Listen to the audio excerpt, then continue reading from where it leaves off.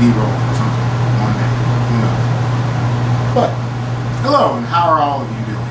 Well, I'm here because I bought a Twitter sniper, and I'm gonna slowly show everybody how it does. I think a good review of it would be necessary, because when I first got it, I couldn't find a thing about it except for everything being in Taiwanese, which I don't know if I'm saying that wrong or right, but I probably am saying it wrong. I hope I'm not, because I'm not trying to be offensive to anybody. But it's a great bike, though. Great bike, fantastic bike. It's not the lightest. It's carbon. It's probably like 17.5 pounds with it as it is, with aluminum wheels. It fits up to, I think, 28 mil tires on it. It pretty much is a racing bike in a 54. I think I got it in a 54. Yeah, I got it in a 54. The handlebars and everything top-wise is aluminum. The seat and bottom half, I'll say, is all still stock on it. Will be shown as stock. Majority of the parts are 105. It did come with cable articulated hydraulic brakes, so I love those. It also has a slightly aero frame. I probably average on most downhill descents around 45 miles an hour. The first time I hit it, it really shocked me, because the guy in traffic next to me pretty much went like, oh shit. And I've cycled a bit, but I've never really been on a bike that nice, so it was nice to see that it is worth it, but it's not worth $6,000. It's not worth $5,000 in my opinion. So this is my proof of this test, and hopefully to save us all some money in the end, and let us all know that these things are perfectly safe to buy. And a lot of the stuff that we hear is a crock. Like, it's straight up a crock, that it's not as good, or because when you do the research and you find they came from the same factory as somebody else, and like same mold, and you find out they're doing the same tests, the same everything, and I'm paying an extra $2,000 literally for markup. So this one I bought from them, built already, and I want to do another build with a frame picked out and all the parts picked out. Like, getting everything from over there is so much cheaper off of AliExpress and all the other DH gates and little websites that we all have, all from China. It's so much cheaper that it makes no sense to walk into a shop or even get Canyon or any other names that I don't want to mention for reasons that make sense. And we all get in trouble for it, so I don't even want to say it. But there's no point. I don't see the justification, and I'm not professional. I'm not making my livelihood from racing. I do this because I enjoy cycling. I now see that the parts do help in having a lot of the nicer wheels and tubeless and all of this stuff, because I'm from mountain biking. I did single track, so like coming from mountain biking, BMXing, and all this other stuff, you don't think that an extra half ounce saved on this or that, or put into another area of being more aerodynamic, and it's not even about the weight then. I think it's about being aerodynamic, really. And you gain speed, and you really can see it, and from your workouts, from what you do.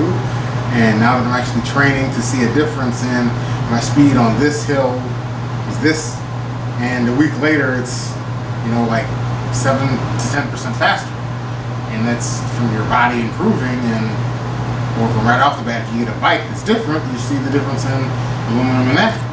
And don't mistake me, I don't think that carbon is an end-all and be-all at all.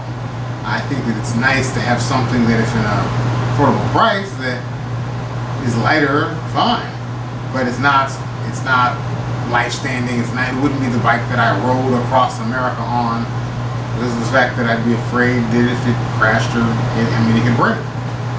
That's the whole thing. Now, seeing how resilient it is, it's not near as brittle or life-shattering if it hits something, or because I've actually been hit by a car on it, and it was fine. Like, I wasn't worried about it, which was the amazing thing. You get buy a car, but you're worried about your bike. Yeah. But the only thing that I'm going to change would be the bottom bracket, as it does have a 92 press fit bottom bracket, and it doesn't squeak when I'm riding normally, or because I take it apart regularly, it only squeaks if I stand out of the saddle and I'm pressing, going uphill, putting everything I have into going uphill. That's the only time it actually squeaks or makes any noise.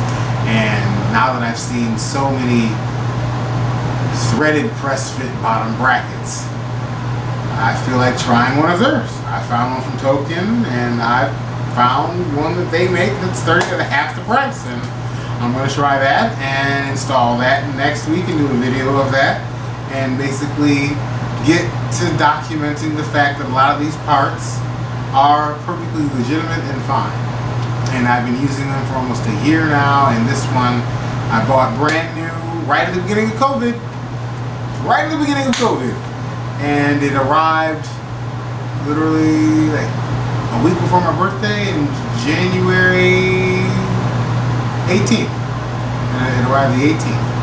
And I put it together in the lobby of my job. It arrived there because I figured it was going to be some big freight. So I didn't know what to expect because it was telling me it was coming freight from China, and I paid the shipping. The shipping is quite a bit, but the bike being $760 with their cost done and $160 for shipping, it was less than $900 and has 105 on it. So I really couldn't argue with that. If it came and it was good, I was going to be happy. And so far, 6 months later, after beating the living crap out of it, like, it's holding up and fine. The only thing I want to change is the bottom bracket, but it's not because of the bike or anything. It's just because that they skimped out. That's one of the parts that they skimped out on, because it is 105 and is not a top company bike. It comes with little things like the bottom bracket being a cheaper press fit bottom bracket from some off-brand company that made the crank for it, which is the only part that's not 105 on it. That and the hydraulic brakes, which are like, I'll say, knockoff of another cable articulated hydraulic brake, but they're very good. They're all color coordinated. They fit the hubs of the bike, like it fits the main color in the bike, and all of the bikes are like that. You get to order your custom paint job, your everything, and it's cheap. Like, I got flecks of tricolor paint that looks black that really is green with green flakes beneath it that turn blue. Like, it's the coolest thing in the paint job. It also has this reflective 3D logo in its stupid name of Twitter. But they make tons of frames, is what I'm finding out, and they all review fine from whatever you want. And it's like, there are more and more African American cyclists now that think that they need to go and spend $6,000 on some bike. Like, I'd like for us to learn to build a bike and order a frame for even like the frame I'm considering now. It's not cheap. It's still $1,000 for a frame. Okay, but it's the exact gravel specific frame I want that has so many plugins to be able to put onto it. I can hook up probably four bottle cages. I can hook up rack mounts. I can hook up fender mounts. It takes everything, and it takes tires up to, I think it was like 45 mil, 50 mil. So like, it's a beast of a bike. And it's $1,000 with the fork, which is good. Like, that's very good. I'm getting wheels. I'm going to get a Di2 for it, and basically set it up, and hopefully after this summer, hopefully do a dirty canvas on it. Would be nice, and get some more of us out here cycling the way we should be, and showing everyone that it's not really about your pockets. Find something you love. Look at it online. You should go out and try as many bikes as you possibly can, but learn that these alternatives online, and it of these other companies, even when they're in Amazon. And Amazon is just charging you an extra $200-300 because the shipping, he's charging you for shipping and handling it now, and because it's sat here now. If you're going to get it in less than 20 days. Otherwise, you're waiting for it to come from wherever it was. Mine happened to be from Taiwan, so I waited like 2 weeks for it to come from Taiwan, and it really wasn't even a 2-week wait. The majority of that was customs because of COVID and it being shut down in January. So, like at the worst time, it still took 2 weeks to get here. So that to me is excellent. The cost was $160. So I mean, I spent $160 on shipping for it, but it was well worth it. It arrived here perfectly. Like, I literally could take it apart from the box and put it together in less than 20 minutes and ride home. And it just came in the box.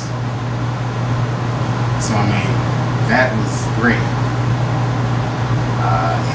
It's taking abuse well. I will put up some videos hopefully soon of me riding around on it, because I'm going to get a little camera to put in front of the bike at some point, and with the camera in front of the bike I'll be able to show footage and to document how well the bike stays together, and the new one. So the new build will be coming, and I'll put up some shots of the bike and some direct links to even the store I got it from on AliExpress, because it's still there. For under $1,000, there's nothing better on the internet than any of their bikes, and it's not this specific make or model. Find one that you like. I wanted one that